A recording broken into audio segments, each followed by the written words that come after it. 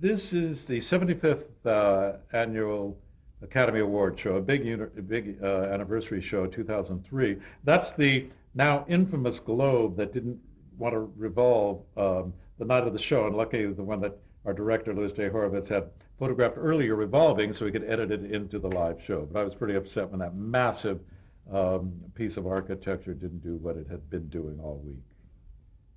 What? This is 2004 Academy Awards produced by Joe Roth. We had a great time together.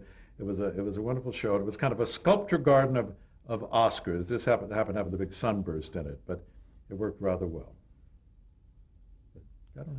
Hi, this is the hi. This is the 2005 Academy Awards.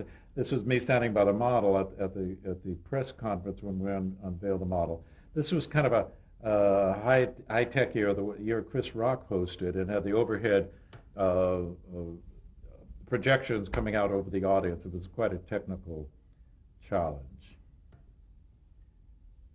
This is the 2006 Academy Awards show, hosted by Jon Stewart, where the whole thing was going to the movies. You can see the box office, the marquee, the whole thing was an old-time movie experience. I loved it.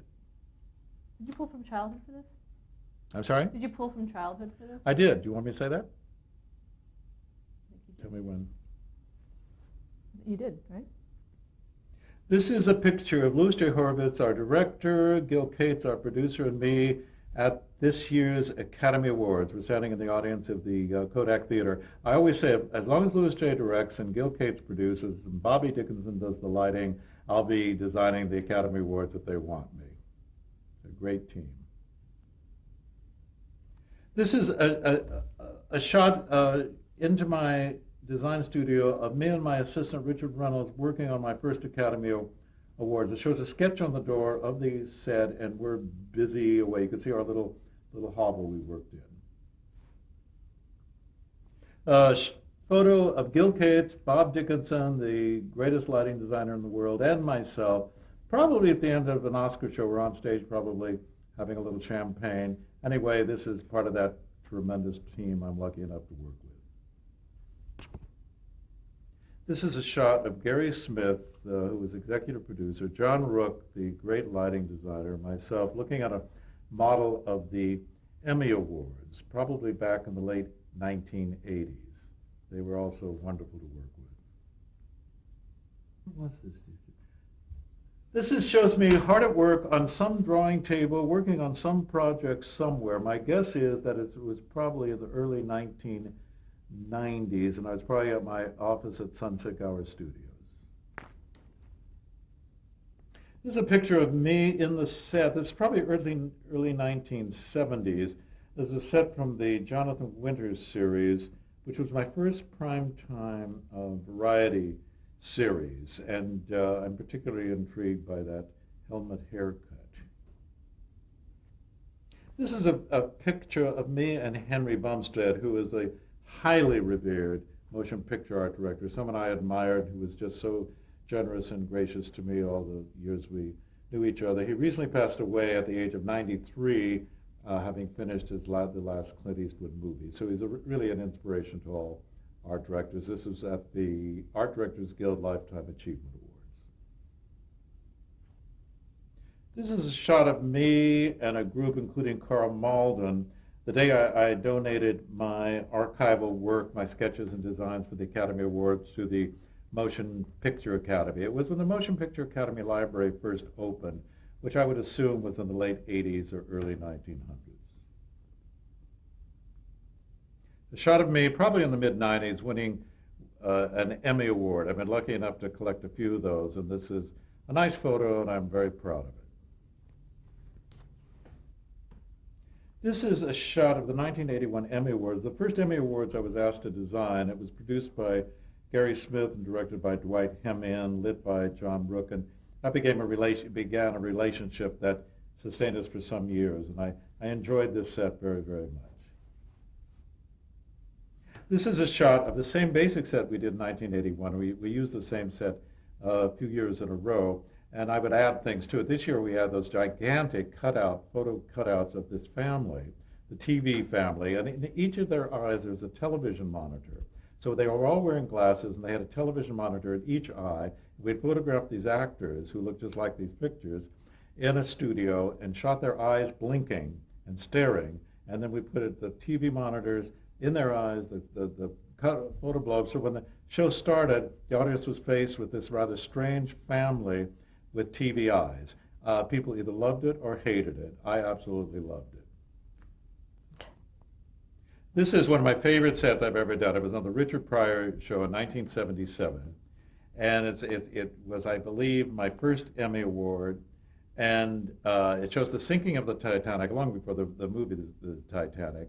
And we filled the entire stage 4 at NBC with this black plastic with fans underneath, built the whole stage up 4 feet, so it looked like the roaring ocean, and the fog machines and the floating icebergs and the lighting. It just simply worked well, and Richard just loved it and had a wonderful time doing this sketch. Okay, mid-70s. This is a production we did in the mid-70s, the definitive production of Our Town, directed by George Schaefer. This is one of my 5 favorite sets of that I've ever done in the whole world. The square rooftops, the floor painting, the walls of the studio. I'm very proud of this. This is the main stage of the Midnight Special. There were 4 stages surrounding the studio, and the audience out in the middle on the pads. And this was the Art Deco main stage, and was one of the really early examples of Art Deco architecture being brought into a pop kind of rock and roll television show. This is a shot of Spencer Davies, is the man with his back to you in the jacket, and I'm standing to his right, looking at the brand new, in the process of being built, basic set for the Dean Martin show in 1965. It was a beautiful set that Spencer did, and I was brand new in art direction, and it was a very exciting experience for me. This is a shot of Jack Albertson and Freddie Prinze Sr. on the set of Chico and the Man. I believe it was the week of the pilot. It was a very exciting experience. What was interesting for me is this is where we had Freddie Prinze Sr. living in those days, in a little tricked up van in a garage. And then last season when I did his son's show, he was at a Slicks Mies Van der Rohe condo overlooking Lake Michigan in Chicago. So the father and son had completely different living situations. A wide shot of the Chico and the Man set, which was my first big hit sitcom, and the garage doors were fascinating. They worked just like a garage door should, but we had no room outside to bring the cars in, so we'd have to sit a car there and have it wired with crews hidden to pull the car on the wires and push it from the back to look like the car was actually having enough room to make an entrance through the garage door. In 1971, NBC did a summer show called Make Your Own Kind of Music, starring the Carpenters. This was a show where I tried to take the concept of super graphics and put them in architectural terms, where these big building blocks of various shapes we put together. It's a technique that's been used widely since, and this was one of the first times that kind of approach had been taken. This is a show of 1972. The networks were all doing summer musical variety shows then, and I found them great fun to do. You didn't have much time, you didn't have much budget, but you could really do creative stuff. This whole cyc wrapped around the entire stage, and it had Steinberg cut out, and the letter Steinberg, and then we had the cutout bent backwards, so it would take light in different ways. This was a little miniature town that David liked. He would sit on the buildings and chat, and it was kind of a very fresh concept for a show, and I liked working with him very much. This is one of my favorite sets of all time that I've done. It's the set for Frasier, the basic set for Frasier in his condo in Seattle, and we did it quickly, and I think we did it well, if I may say so myself. It was very successful, and had a nice 11-year run, and we didn't change a thing. This is a picture of Ron Olson and myself on the set of Frasier in front of the fireplace. Ron was the decorator for all of the shows on Frasier for 11 years except the pilot. He's a dear friend and talented guy, and we finally, after 11 years, won an Emmy for Frasier, and we were in a celebrating mood, I'm sure, at this point. Here's a picture of the Murphy Brown living room after we redecorated it and made it look less Beverly Hills. Notice the FYI needlepoint pillow on the couch. I love little details like that. That was the name of their station, and so we had one made to put put on her couch.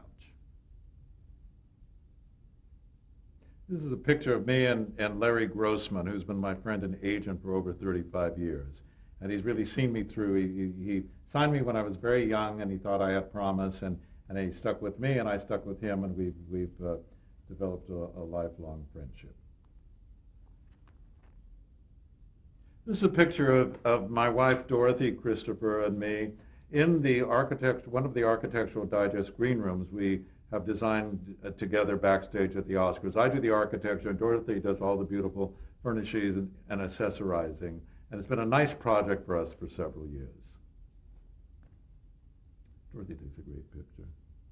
This is a 1/4-inch scale model of the Fraser set made by my dear friend James Yarnell. He was commissioned by the show's producers to make several of these. He ended up making 7 and was kind enough to make one for me and deliver it to me one night at home. And I just treasure it. The detail is extraordinary, and it's a lovely reminder of that show. Dual pan with the close, Wow. so close to.